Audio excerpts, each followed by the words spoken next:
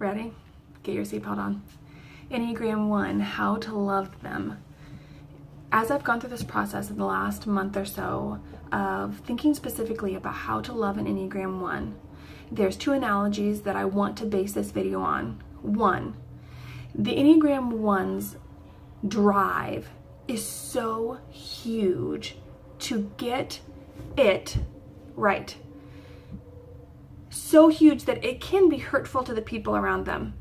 Because that's true, from here on out, all the ways that I talk about Enneagram One getting it right, we're going to talk about fried chicken, because I don't think that'll be triggering to most people.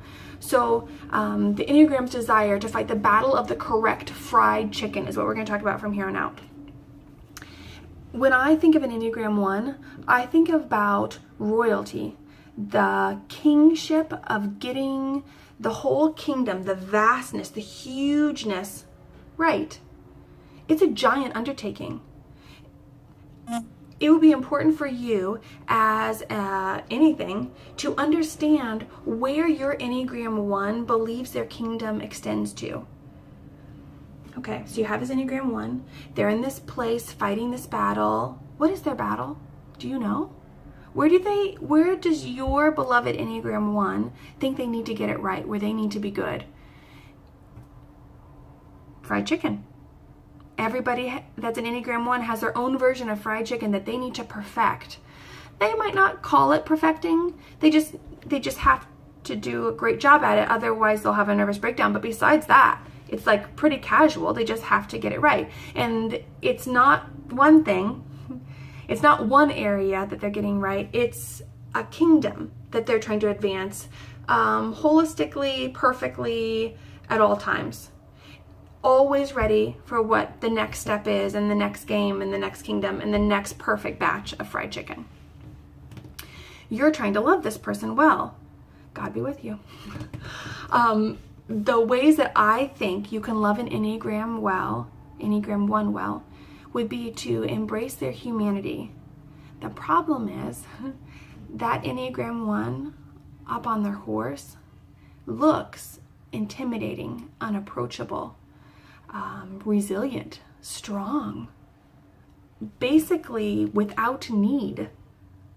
How do you love someone who has it all, who's got it, who's really like doing kind of a lot better than you in most areas and is amazing?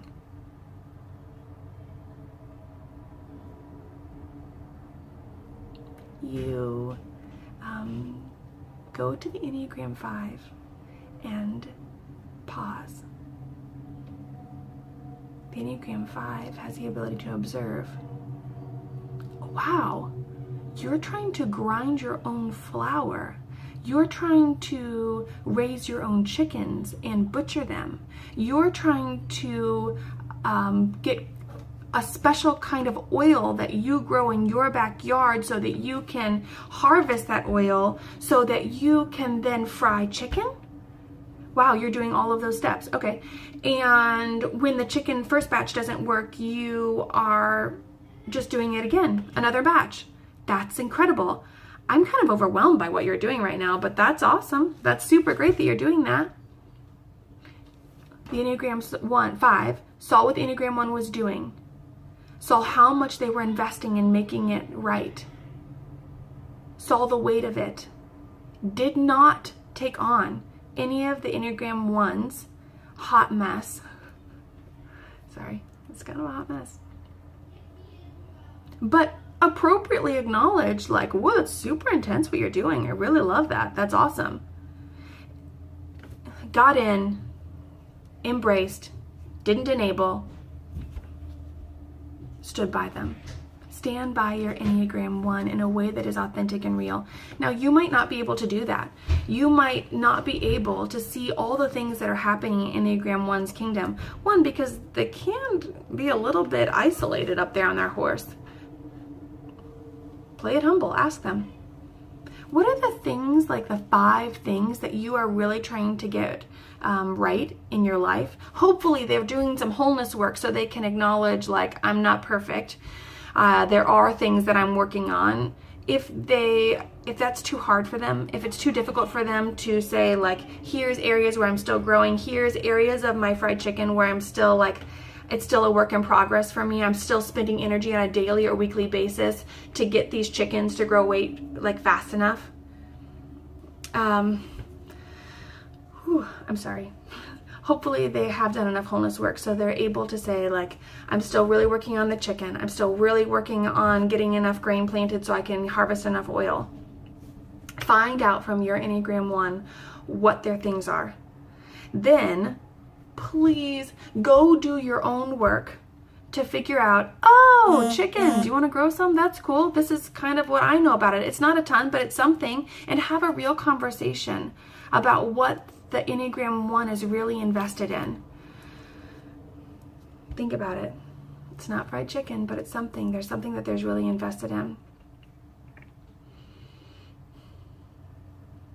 I would recommend that you ask pointed questions. There's a tendency when you see someone up there walking in resilience and strength, you just go like, yeah, you do your thing. Good job, do your thing. Don't do that. What's happening with the chickens? Uncomfortable silence. I don't care. What's going on with the fried chicken? I know that's really important to you right now. What's happening? Just ask. Just ask them. And then, you know what? If the Enneagram One goes like this, I hate those chickens. If there's like some deep anger and some deep angst, great. Love it. Pull a note from an Enneagram 7. Smile and be like, I would hate those too. Those chickens are crazy and they poop everywhere. I don't even know. Wow. Yeah, it's super intense. It's okay. The Enneagram One has a ton of anger. That's all right. Unless it's not all right. Unless their anger is there to make sure that you can fry chicken. To make sure that you can get the grain right. To make sure that you can keep the temperature just right in the oil to perfect the crisp.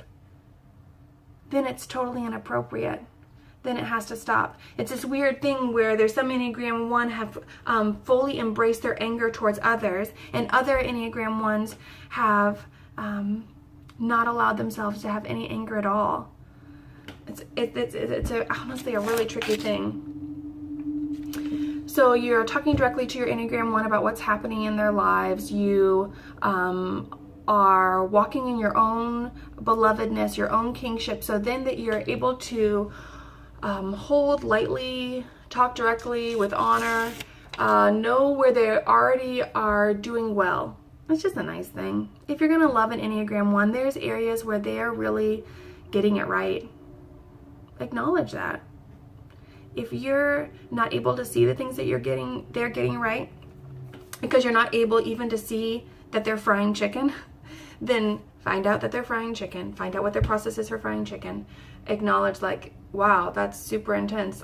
You're really nailing it. This chicken is delicious. I'm super glad that you did it.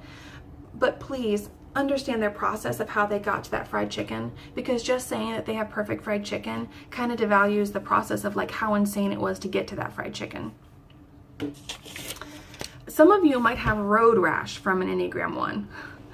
I've been dragged through the fried chicken process, and that's just to name one of the processes that I've been dragged through with the Enneagram One, and I'm so tired.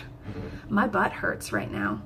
I don't want to go on another Enneagram One campaign to get the perfect thing done at the right time in the right way. That's okay. Go ahead and ask this trick question.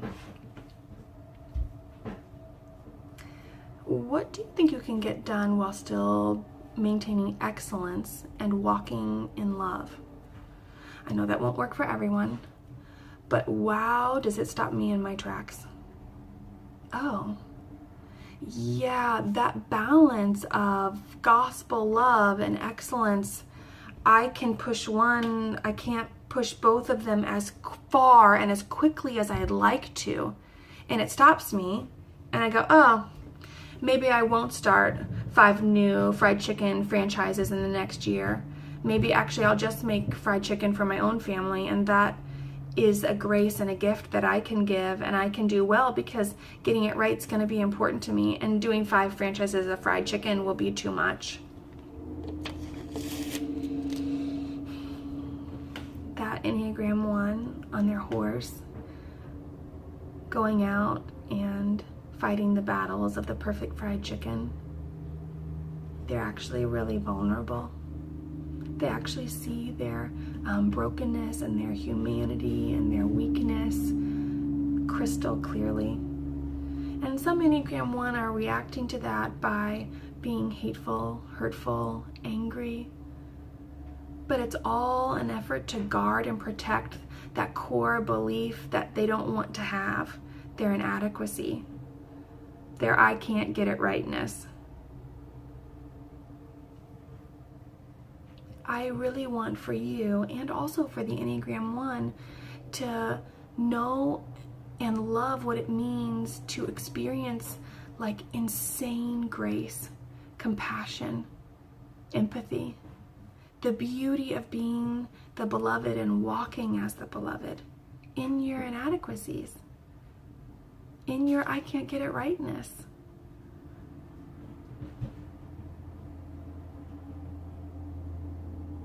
Sometimes when you're making fried chicken, you get thirsty. And as an Enneagram One, there are practical ways that you can just like walk up and say like, if I was making fried chicken like that all day, I'd get thirsty. Find out what are the things that you can do to be a blessing to your Enneagram One that are just practical, based on the kingdom that they describe to you. Whew.